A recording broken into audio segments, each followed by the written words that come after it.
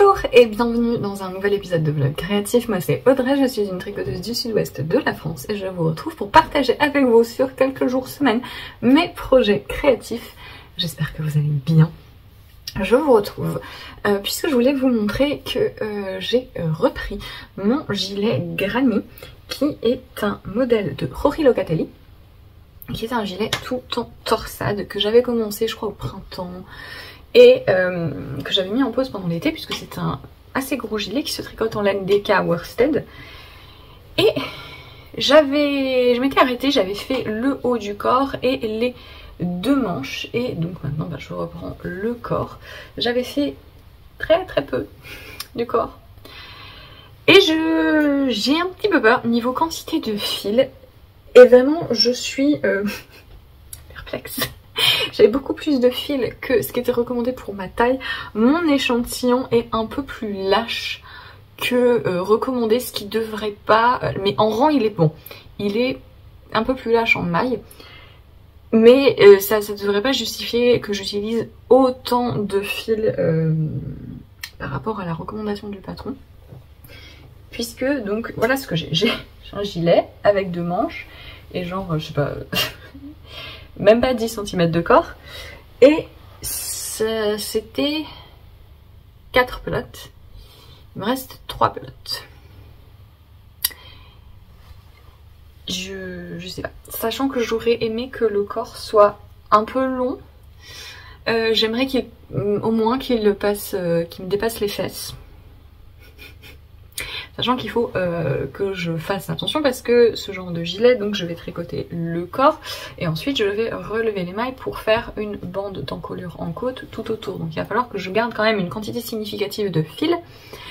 De quoi pouvoir me dire ok j'arrête les torsades là pour pouvoir faire les côtes du bas et l'encolure. Et pour ça je pense qu'il me faudra plus d'une pelote. J'ai déjà une pelote qui n'est pas dans le même bain que les autres. Donc je pensais réserver du coup à la bande d'encolure. Et il va peut-être falloir que je rachète encore du fil. Je pense que mon problème, c'est que j'utilise la Gilliatt de Terrerum Natura. Donc qui est un fil superbe que j'aime beaucoup en torsade. Qui est un fil cardé. Qui fait un effet de torsade. Vous voyez que les torsades ressortent quand même très bien, mais sans être trop lisse et trop rebondi, à cause du fait que ce soit justement un fil cardé, c'est un peu plus naturel. Et vraiment, c'est un fil dont j'adore la définition en torsade. C'est vraiment... c'est pas forcément flouté, parce qu'il n'y a pas de halo, mais c'est pas non plus le côté très lisse et plastique des fils... filet worsted, ce qui n'est pas de fil peigné, donc ce qui n'est pas une mauvaise chose, hein. C'est des fils qui sont préconisés pour faire des torsades parce que justement ils ressortent vachement bien, mais moi j'ai quand même une préférence pour cet aspect un petit peu plus naturel des torsades.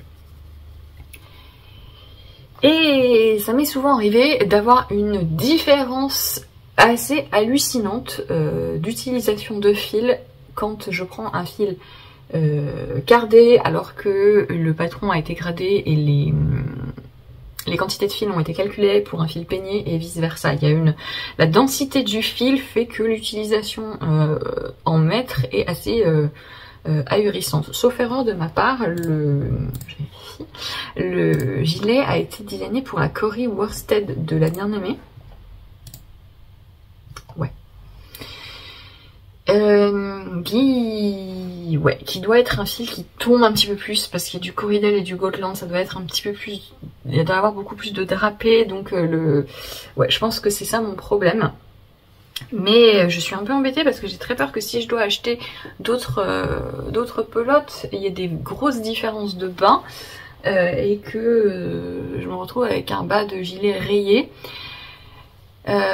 Parce que en fait je ne sais pas si il me reste donc 2 pelotes du même bain, je sais pas si ce sera suffisant pour faire le corps, parce que si les côtes du bas et l'encolure, enfin tout ce qui va être côte sont dans un autre bain, ce sera moins flagrant que si je dois faire une transition de bain dans le coloris initial.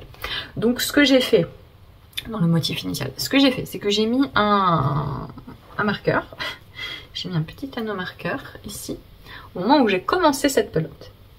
Je vais voir jusqu'où je vais avec une pelote, et je croise fort les doigts pour que ce soit quand même pas mal. Mais je ne sais pas. Je ne sais pas, je ne sais pas.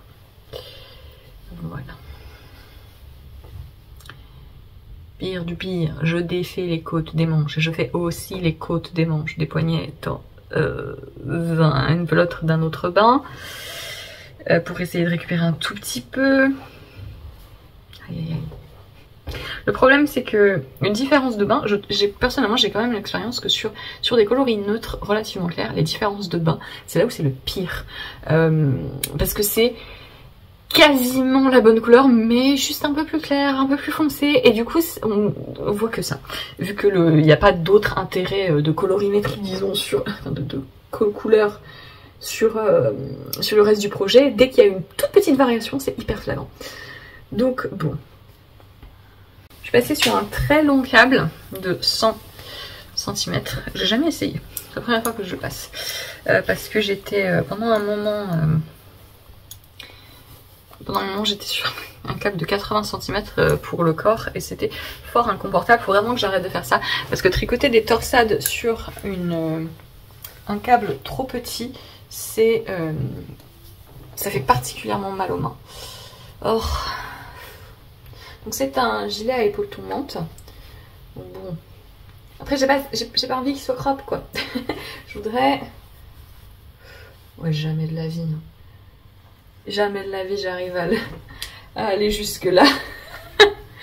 Peut-être que ça va pas mal se détendre. Le truc c'est que ça va un peu, certes, se détendre au blocage, mais c'est pas non plus faramineux. Hein. Ce genre de fil ne bouge pas énormément, ce qui est un avantage, puisque ça permet d'être très productif. Vous voyez comment ça... Est-ce qu'elle a prévu des rangs raccourcis en bas dans le dos pour éviter que ça remonte? Je ne sais pas. C'est très très joli. Et je voudrais vraiment ne pas avoir à faire de compromis, que ce soit sur la longueur, sur les coloris, etc. Parce que je voulais vraiment que ce soit un gilet ultra basique, que c'est le genre, typiquement le genre de gilet que je porte énormément. C'est pour ça que j'ai choisi un coloris neutre aussi. Ah là là. Bon. Patron très très bien, je vous en avais déjà parlé. C'est un gilet qui se tricote de haut en bas. Ce qui designait des projets à torsade de haut en bas, en particulier un gilet où il y a une symétrie parce qu'il y a des augmentations sur le devant pour faire un léger col V. C'est particulièrement compliqué parce qu'en fait il faut penser 10 coups en avance sur le positionnement des torsades, faire attention à ce que tout fonctionne d'une taille à l'autre sans avoir trop de zones de remplissage sans torsade. Et donc c'est un modèle qui demande beaucoup de travail et le patron prend vraiment par la main. Il y a quelques endroits où moi ça m'a un petit peu perturbée parce qu'il du fait du détail du rang par rang pour chaque taille en fait a son rang écrit en entier. Parfois ça engendre trop de détails tue le détail pour moi, mais ça fait que c'est hyper accessible en fait, puisque si vous êtes comme moi et que vous avez un petit peu plus d'aisance, vous allez comprendre ce qu'il faut faire. Et même si il y a notamment un certain endroit quand on vous dit de mettre en place certaines torsades, en fait on est sur un rang où il n'y a pas de torsade. Et du coup, faut après se souvenir que de quel côté est-ce qu'on était. Si vous avez suffisamment d'expérience de tricot, ça se fait de manière assez intuitive. Et si au contraire vous avez vraiment besoin d'être pris par la main, que vous êtes plus débutant, bah tout est carré, vous exécutez, tout est là, tout est pré-pensé pour vous. Je suis vraiment très admirative du travail qui a été fourni dans ce patron. J'espère juste que je vais réussir à avoir un gilet d'une longueur convenable. Hein, mais c'est fou, hein, parce que Elle préconise pour ma taille, donc je fais la taille 4, elle préconise combien? Les mètres, c'est 1, 2, 3, 4, 1564 mètres. Et moi j'ai 1750. Et je pense que je vais devoir revoir à la baisse mes espérances de longueur. Je surestime peut-être la quantité de fil qu'il me faut. Je verrai combien de centimètres j'arrive à faire avec une pelote. Si j'arrive à faire 2 losanges avec une pelote, j'ai pas tant de mains que ça, mais quand même, hein. Tout de même. Et les torsades, ça mange du fil. Bon. Je verrai bien. Croisez les doigts pour moi. Je vais, je pense, faire ça avant de passer au carré d'octobre sur ma couverture en jacquard, qui est très sympa, qui est très figuratif, automne. Je pense que ça devrait plaire à pas mal de monde. J'ai pas encore tout à fait regardé les couleurs qu'il faudrait. Il y a des champignons, il y a des hiboux, des chouettes, on ne sait pas. Parce qu'en anglais ils ont qu'un seul mot pour les deux, ce qui est terrible.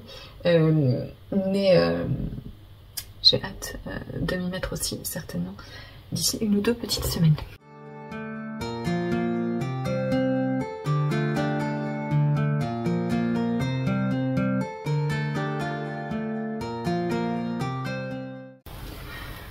Alors, j'ai tricoté une pelote de Gilliatt entière sur mon gilet et c'est où? Voilà ce que j'arrive à faire avec une pelote. Donc c'est un losange et 2 tiers d'un second losange. C'est pas assez. C'est pas assez. Donc j'ai décrété que tant pis. J'ai commandé une 8e donc pelote de Gilliatt. L'avantage c'est que comme je vis vraiment juste à côté de là où sont situés des Rerum Natura, j'ai commandé la pelote hier soir, je pense qu'elle va arriver demain. Donc voilà. Mais il va falloir que j'intègre la pelote qui était déjà d'un lot différent là dans le corps. Donc je pense que je vais devoir essayer de m'amuser à faire un rythme un petit peu... En fait, je vais la mettre. Si je vois que vraiment il y a une différence, en alternant juste de 2, il va falloir que je la répartisse un petit peu différemment. C'est-à-dire de rangs de chaque. Ça va peut-être commencer à faire des rayures. Donc il va falloir à ce moment-là que je m'amuse à faire comme un dégradé, pour essayer de minimiser la chose, mais j'ai vraiment pas envie de compromiser sur la longueur du gilet, parce que c'est un verbe, faire de compromis, pourquoi c'est pas un verbe, de faire de compromis sur la longueur du gilet, parce que je me dis c'est quand même dommage. Ce serait un gilet ultra basique, parfait pour l'automne, en attendant qu'il fasse suffisamment froid pour mettre un manteau, etc. Donc ce serait dommage qu'il soit pas exactement comme je le voulais. Les manches sont peut-être un poil longues aussi, il faudra que je vois après blocage si je dois les rétrécir. Après, est-ce que j'avais... Où sont les diminutions des manches? Est-ce que j'avais allongé par rapport... Je sais pas comment j'ai diminué. Je sais pas ce que j'ai fait. Est-ce qu'il y a des diminutions tout au long des manches? Oui, je pense. C'est juste je les vois pas parce que c'est du jersey en vert. Oui. Ouais, donc j'ai vraiment... la dernière diminution de la manche, elle est juste avant les côtes. Donc j'ai pas rallongé après les diminutions. Donc si je dois raccourcir la manche, faudra que j'accélère les diminutions, faudra que je raccourcisse beaucoup parce qu'il faudra que je prenne en compte les diminutions, etc. Bon, la flemme. À moins qu'elle soit vraiment ridiculeusement longue, je les laisserai comme ça. Voilà, donc finalement, en fait, le truc c'est que je me souviens que quand j'ai vu ce patron et quand j'ai commencé à le tricoter, je me suis dit quand même, les quantités de fil demandées sont très faibles pour un gilet, somme toute assez long tel qu'il est présenté, tout en torsade. Et donc bah, finalement, non, je me retrouve quand même à utiliser presque 2 mm Mais j'ai fait un tour dans les projets, c'est pas, je savais hein, de base, mais au cas où j'ai vérifié, c'est pas que les recommandations du patron sont fausses, hein. Je pense que c'est vraiment une question de fil utilisé, de légères différences d'échantillons qui fait que j'utilise beaucoup plus de fils que préconisé. Mais ça va être joli. Ça va être joli. Donc là, je vais, je mets ça en pause le temps de recevoir ma 3e pelote. En fait, quand je regarde celles que j'ai déjà, celles-ci sont déjà, c'est les 2 dernières pelotes, elles sont déjà de 2 bains différents. Mais voilà. Le truc, c'est qu'on s'en rend compte qu'une fois tricoté, s'il y a une différence significative. Bon là en plus j'ai la lumière artificielle donc je sais pas ce que j'essaie de faire, mais je vais voir. Si jamais la pelote que je reçois, qui sera forcément dans un autre bain encore, elle est visiblement très très différente, celle-ci je la réserverai pour les côtes. Je pense que j'aurai assez d'une seule pelote pour faire les côtes du bas et la bande d'encolure en côte. Je pense. Après le truc c'est que comme plus je fais le gilet long, plus la bande d'encolure va demander de fil. Donc, ah. Mais en tout cas, c'est très plaisant à tricoter. Moi, j'aime beaucoup tricoter les torsades. Et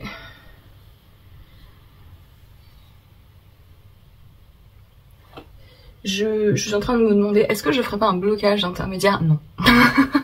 Je suis pas vraiment quelqu'un qui fait beaucoup de blocage intermédiaire. J'ai la flemme d'attendre que ça sèche.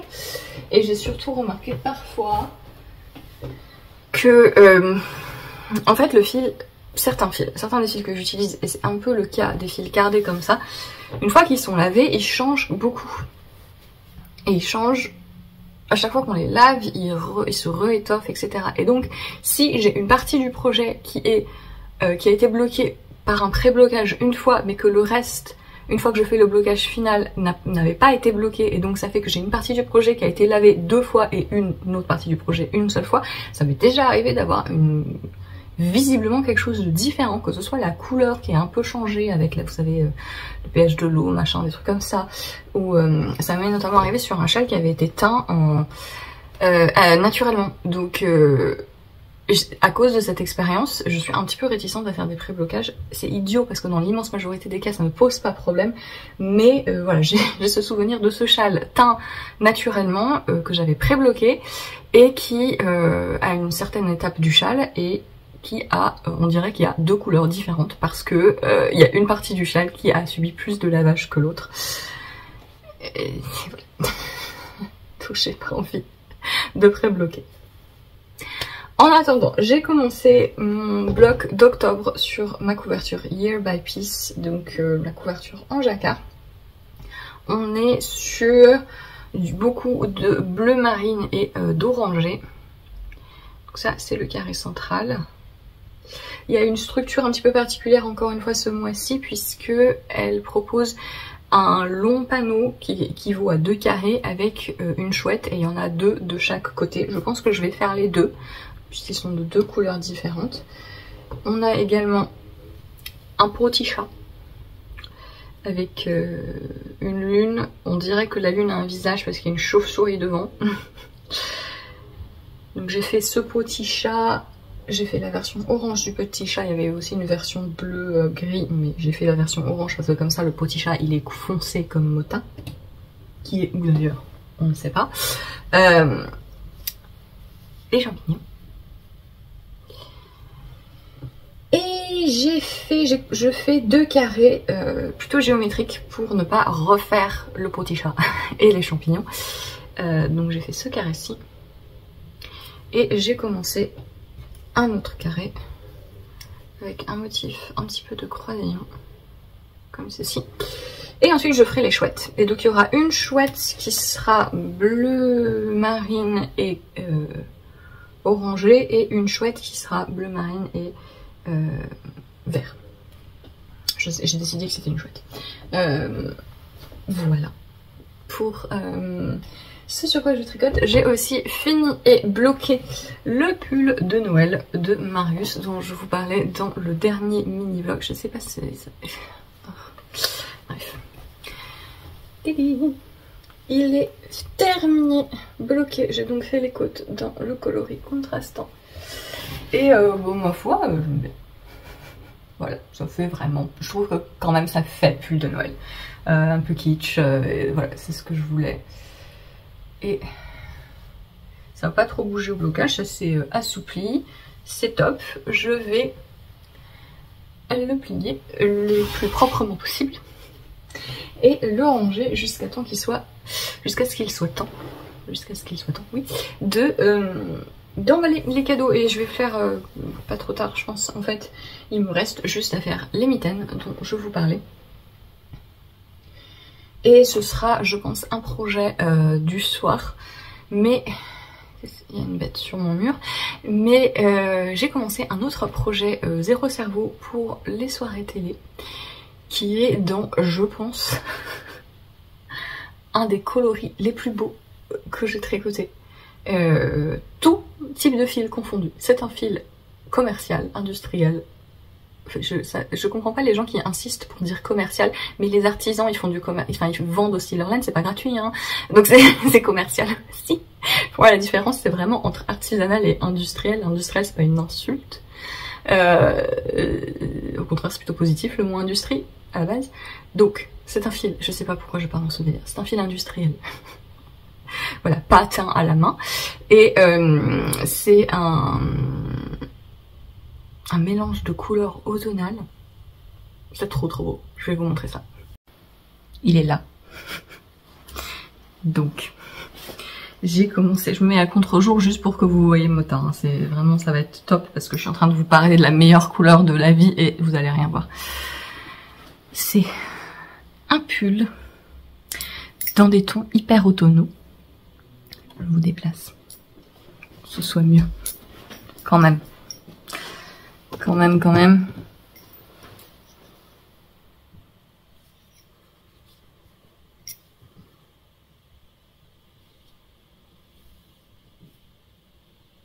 Donc j'avais 6 pelotes de... J'en ai perdu une. J'avais ces pelotes. C'est de la Lana Grossa. C'est la Cool Merino version Color. Puisque donc il y a des versions unies. Donc ça c'est la version multicouleur en fait. C'est un fil en I-cord à rang. Donc avec tout ce que ça implique, c'est-à-dire que c'est un gros fil mais qui est hyper léger. Et il y a plusieurs coloris et celui-ci c'est le 316. C'est un peu plus foncé que ce que vous voyez là. J'essaierai... Aujourd'hui il fait un peu gris. J'espère que je pourrai vous le remontrer à un moment où la luminosité sera un petit peu meilleure. Mais je suis trop contente du rendu. Donc je voulais un pull tout simple, hein, forcément avec ces changements de couleur. J'ai choisi de faire le pull Step by Step de Florence Miller, Handmade by Florence, qui est un patron gratuit. Des traits débutants compatibles, sauf erreur de ma part, il y a une vidéo associée, etc. Mais moi je suis juste le patron écrit. C'est un patron, ça tient en 2 pages. Et qui explique plutôt bien, c'est en anglais, hein, qui explique plutôt en détail différentes possibilités, comment simplifier, par exemple si on veut pas faire de rang raccourci ici pour que ce soit encore plus débutant compatible, etc. Mais avec je trouve qu'avec très peu de mots et un langage très clair, elle réussit à expliquer les concepts pour apprendre à faire un raglan. Encore une fois, en anglais. Et je voulais un pull tout simple et c'est le premier pull auquel j'ai pensé qui avait le bon échantillon puisque c'est 16 ou 17 mailles sur 10 cm. Je dis ça et je me souviens pas de l'échantillon en question. Mais en tout cas, il est pensé pour être tricoté avec un fil de cette épaisseur. Ce que finalement moi j'ai assez peu fait et donc j'ai pas en tête forcément tous les chiffres, donc je voulais juste un patron qui me donne les chiffres de départ. Finalement je ne sais pas si j'ai le bon échantillon, il me paraît peut-être un peu plus petit que ce qu'il est censé être, mais je verrai au lavage puisque c'est quand même, il y a quand même un ressenti très élastique, très souple, c'est vraiment hyper léger, ça va être un pull finalement pas très chaud, ce qui est nickel pour moi, mais qui monte bien vite, hein. Je le tricote avec des aiguilles 5.5, donc c'est un raglan, hein. Voilà. Je viens juste de séparer les manches et le corps. Je vais finir cette pelote sur le corps et ensuite je vais faire les manches histoire d'optimiser la quantité de fil. Il y a deux options de col, elle explique comment faire un col un peu cheminé comme ça ou comment faire un col double en le repliant comme ceci. Et voilà, je fais la taille 3 je crois. Et ça avance rapidement, que du jersey. Et juste le plaisir de couleur. J'ai fait le choix de pas m'embêter. C'est-à-dire que les genres de fils comme ça avec les coloris changeants, souvent, moi je me demande, bon, qu'est-ce que je fais? Est-ce que j'essaie de répartir de sorte à ce que ça fasse pas des motifs différents à certains endroits? Est-ce que j'alterne, etc. Là, j'ai fait le choix de juste, je finis une pelote, je prends la suivante. Et en fait, les placements des couleurs sont suffisamment petits pour que ça fait pas des rayures. Donc je pense que je m'en sors plutôt bien pour l'instant. On verra notamment quand je vais faire les manches, est-ce que ça va changer, notamment parce que ce sera une pelote différente. J'ai pas fait attention à garder une pelote de la fin des manches là pour... Non. Je vais juste passer d'une pelote à l'autre, elles sont toutes pour le coup du même bain. Et puis si ça fait des différences de couleurs, c'est pas grave. Je pense que ça se fondra dedans, mais je trouve ça trop beau. Encore une fois, voilà, un petit peu plus foncé, un petit peu plus saturé que ce que vous voyez. Mais je suis très contente. Je trouve particulièrement joli sur les côtes, ce que ça donne. Voilà. Un petit pull d'automne. Voilà. Donc je mettrai sur un câble et je l'essaierai pour vérifier qu'il soit pas vraiment trop petit. Peut-être que... Je pense que les manches c'est bon. Il y a très peu de diminution sur les manches, peut-être que je ne les ferai pas du tout. Je vais voir. Vraiment pas ce qui s'est passé avec cette mèche de cheveux qui rebique. Mais je suis très contente. Il y a quelques autres coloris. Quand je l'ai acheté, c'était en promotion, donc je ne sais pas si ça veut dire qu'ils arrêtent cette gamme. De toute façon, la Nagrosa, ils ont un cycle assez fluctuant en termes d'approvisionnement, c'est-à-dire que vraiment, si vous regardez leur gamme d'été en hiver, il va manquer les 3/4 des coloris, ça va pas aller du tout. Et mais ça veut pas dire que le fil est arrêté. Moi, plusieurs fois, j'ai eu des petites frayeurs en pensant qu'ils allaient arrêter, parce qu'ils ont beaucoup de fils d'été que j'aime beaucoup. Et j'ai eu des petites frayeurs en pensant qu'ils allaient les arrêter, parce que c'était en promo, parce qu'il restait genre 2 coloris, en fait non, quand la saison revient, ils se remettent. Donc c'est assez probable que ça revienne peut-être avec d'autres coloris. Il y en a pas beaucoup, il y en a 5 ou 6 je crois, mais en tout cas ils sont très jolis et celui-ci, un gros coup de cœur dessus. Et voilà. Très agréable à tricoter. Et c'est ce sur quoi je tricote en ce moment. J'ai regardé un des Vlogtober de Woolenson et elle faisait des crêpes. Du coup maintenant j'ai envie de faire des crêpes. Mais je n'ai pas de... Voilà. Donc il faut que j'attende. Donc c'est terrible. Petit mot pour celles et ceux qui seraient intéressés pour tester ce modèle que je vous avais montré dans le vlog précédent. Donc c'est tout prêt, le patron est écrit et j'organise un test assez informel en vérité, il n'y a pas besoin de postuler ni quoi que ce soit. Le patron est en accès libre sur Google Doc puisqu'il sera gratuit de toute façon à la fin. C'est juste pour les personnes qui voudraient donner un coup de main et le tricoter en avance. Vous avez les instructions, je vous mets les liens dans la barre de description, il y a une version anglaise et une version française et vous avez toutes les informations dans ce document. Donc sur la première page, vous avez juste des petits détails. Si vous avez des questions techniques, besoin d'un petit peu d'aide sur les instructions, vous n'hésitez pas à m'envoyer un email. Et si vous avez un quelconque retour à me faire, pareil, vous m'envoyez un email. Et voilà, c'est un patron plutôt accessible, c'est un patron fingering. Le patron sera publié mi-décembre, mais bon, si vous avez déjà testé pour moi, même quand c'était fait de manière pro, vous savez que, voilà, tranquille, hein, y a pas de souci, aucune pression, ce n'est pas un boulot, ni pour vous, et ça ne l'est même plus pour moi. Donc, aucun stress là-dessus, juste si vous avez des retours à me faire, n'hésitez pas, comme vous voulez, quand vous voulez, et voilà, si jamais vous avez envie de le tricoter avec le fil Peregrine, donc de Crystal LK que j'ai utilisé pour mon prototype, Crystal vous propose moins 10% sur le fil. Pareil, vous m'envoyez un mail et je vous noterai en tant que testeuse qui utilise le fil que j'ai utilisé en collaboration. Et voilà, c'est un patron relativement accessible, c'est en fingering donc ça prend un petit peu de temps, mais après tout ce qui est technique, c'est un raglan. Vous avez un stick. Donc ici pour le gilet, si vous n'avez pas envie de faire le stick et que vous voulez tricoter tout le gilet à plat, ça me va aussi, peu m'importe. Mais si vous avez envie d'essayer votre premier stick, c'est la meilleure configuration possible, hein, puisque en fait le stick c'est juste cette zone droite là, c'est que le gilet, il n'y a pas de truc pour l'encolure, les emmanchures, etc. Donc c'est un peu la configuration du stick le plus facile si vous voulez utiliser ce modèle pour faire votre premier. Et voilà, le patron s'appellera Verdini. Et j'espère qu'il vous plaira si ça vous dit. Donc n'hésitez pas à aller jeter un œil au patron qui est disponible déjà gratuitement. Voilà. Pour le mois d'octobre du modèle Year by Piece, avant-dernier bloc de cette couverture, que je trouve,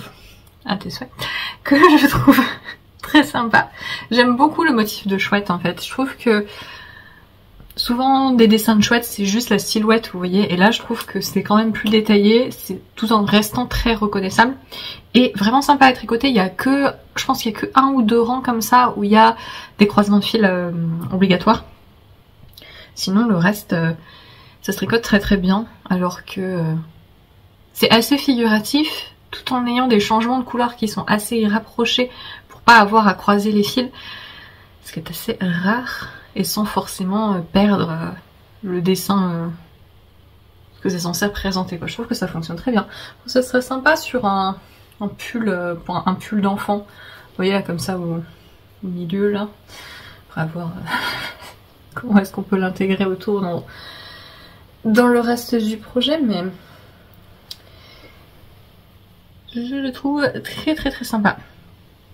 Je sais plus quelles sont les palettes qui sont prévues. Est-ce que je peux retrouver les moodboards initiaux? Il me semble qu'elle les avait sur Instagram.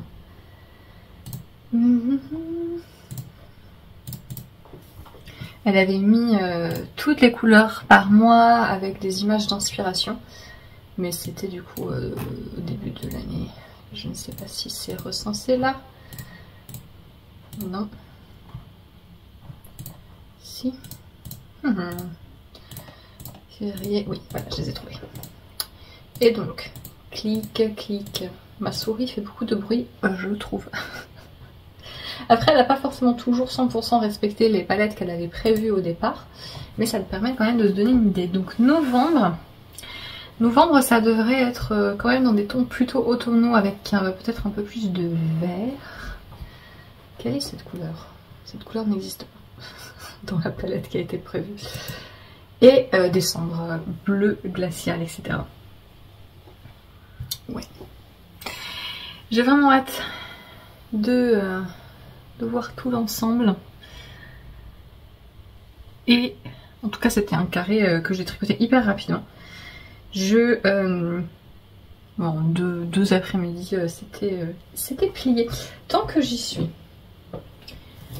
sur les couvertures, ça fait un moment que je vous ai pas montré ma couverture de lecture, puisque évidemment il est absolument nécessaire d'avoir 3 couvertures en cours. Et j'avais commencé en juin une couverture un peu, j'avais envie d'un projet simple, point mousse, tranquille. qui, un peu sur le principe des modèles de température, où il fallait que je fasse une couleur associée à quelque chose, mais plutôt que de suivre la température, j'ai décidé de suivre les livres que je lis, et donc je fais une rangée de points mousse, donc 2 rangs, un aller-retour en point mousse. J'ai pas bien dormi. J'ai l'air complètement à l'ouest, c'est que je le suis. Donc un aller-retour au point mousse représente un livre, et j'ai fait une classification, enfin une codification des couleurs en fonction du genre des livres que j'ai lus. Et donc là le marqueur, c'est la dernière fois que je vous l'avais montré, et donc là voilà. J'ai beaucoup lu en juillet, août, beaucoup moins en septembre. Enfin j'ai lu très lentement, en fait je lisais uniquement le soir avant de m'endormir, et je m'endormissais assez rapidement, et donc je lisais genre 2 pages et après... Et mais j'ai quand même pas mal avancé depuis la dernière fois que je vous l'ai montré. J'utilise c'est de l'acrylique, c'est la Amigo de Hobby, et je vais avancer mon marqueur. C'est une voiture qui va me prendre 1000 ans puisque donc c'est depuis juin. Ça, j'ai quand même globalement beaucoup lu par rapport à un rythme classique, donc ouais.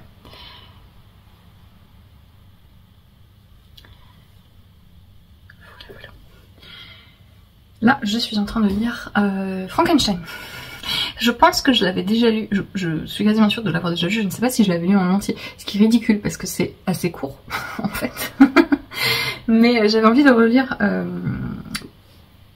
et en entier avant la sortie du film, parce que je suis surexcitée.